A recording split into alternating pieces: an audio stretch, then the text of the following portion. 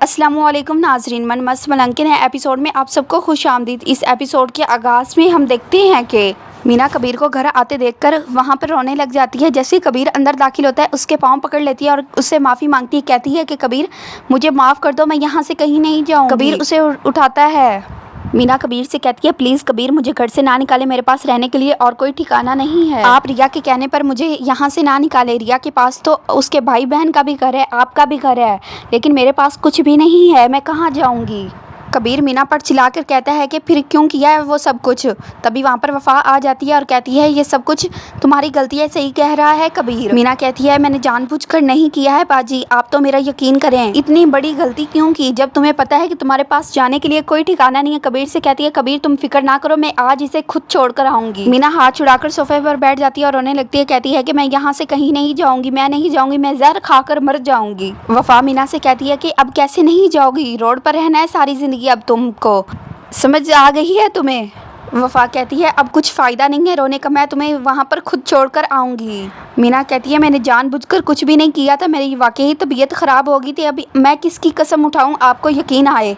कबीर चिल्लाकर कहता है अच्छा ठीक है रुक जाओ यहीं पर, नहीं निकाल रहा है तुम्हें कोई घर से बाहर, ये कहकर वहाँ से चला जाता है। कबीर के जाने के बाद मीना अपनी आंसू साफ़ करती है। उसके जाने के बाद वफ़ा मुस्कुराकर मीना की तरफ देखती है और उससे कहती है देखा आंसू बहाने के ये फ़ायदे होते हैं, मर्दों के सामने वो पिघल जाते हैं। तभी मीना कहती है कि रहने तो देंगे लेकिन यकीन नहीं करेंगे मेरे ऊपर। तभी वफ़ा कहती है यकीन भी कर लेंगे, रहने को छत तो मिल जाए। वफ़ा कहती है चलो और उसे लेकर वहाँ से चली जाती है। जबकि दूसरी तरफ हम देखते हैं कि रिया और कशफ कमरे में बैठी होती है। कशफ रिया से कहती है कि मैं कुएं में छलांग लगा दूँ, तो रिया कहती है हूँ, जैसे तुम्हारी मर्जी है कर लो। तो कशफ कहती है रिया तुम मेरी कोई बात नहीं सुन रही हो, मेरी सारी तैयारियों में तुम गायब दिमाग हो, मेरी शादी हो रही है। रिया कहती है हाँ सॉरी क्या कह रही हो तुम। कशफ कहती है जिसकी यादों में गुम हो ना तुम, उसके पास वापस चली जाओ, तुम ये ना हो कि तुम्हें अस्मा आपा की तरह अकेले ही सारी ज़िंदगी रहना पड़े और ज़िंदगी बस पछतावे का नाम है। तभी वहाँ पर अस्मा आ जाती है।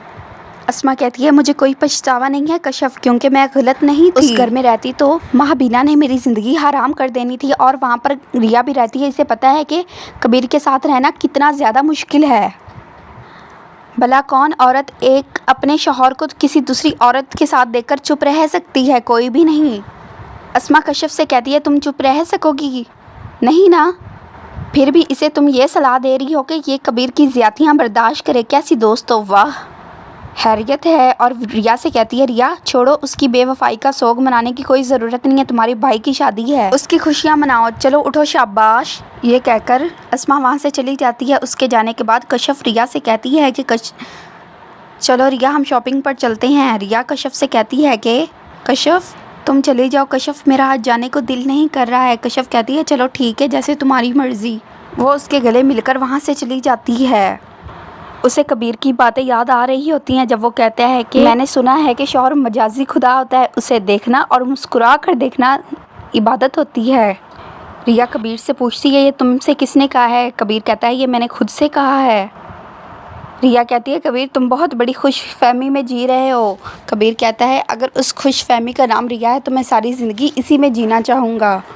रिया कबीर से कहती है तुम इतने रोमांटिक क्यों हो रहे हो, किस खुशी में हो रहे हो, तुम शायद भूल रहे हो कि तुम यहाँ मुझे ज़बरदस्ती लेकर आए थे, मैं खुद यहाँ अपनी मर्ज़ी से नहीं आए, हम कोई हैप्पी कपल नहीं है। कबीर उसका हाथ पकड़कर कहता है कि तुम मुझे मुस्कुरा कर देख लो, हम हैप्पी कपल बन जाएंगे जानू, इसमें कौन सी बड़ी बात है। ये सब बातें रिया को याद आ रही होती हैं।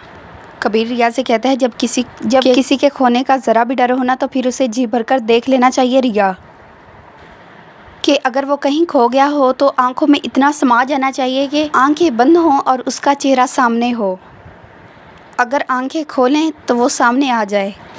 मोहब्बत में हार जीत होती रहती है, अगर मोहब्बत गैरों के सामने जीत ली जाए तो अपनों के सामने हार जाती है। रिया कबीर से कहती है कि तुमने अब तक हिम्मत नहीं हारी। कबीर कहता है कि मैं हारूंगा भी नहीं, अपनी आखिरी सांस तक तुम्हें कहीं नहीं जाने दूंगा। जबकि दूसरी तरफ हम देखते हैं कि अस्मा उस शख्स से छुपकर मिलने के लिए गई होती है। अस्मा उससे कहती है कि अब सिकंदर की भी शादी हो रही है और हम एक इल्ज़ाम की वजह से आज तक अपनी मोहब्बत को छुपा रहे हैं। वो शख्स अस्मा से कहता है मैं तो कब से कह रहा हूँ कि भाग चलते हैं, लेकिन तुम ही तैयार नहीं हो। अस्मा कहती है कि अगर मैं तुम्हारे साथ भाग गई तो वो इल्ज़ाम जो मुझ पर लगा था वो सब लोग यही कहेंगे कि वो सब कुछ सच था।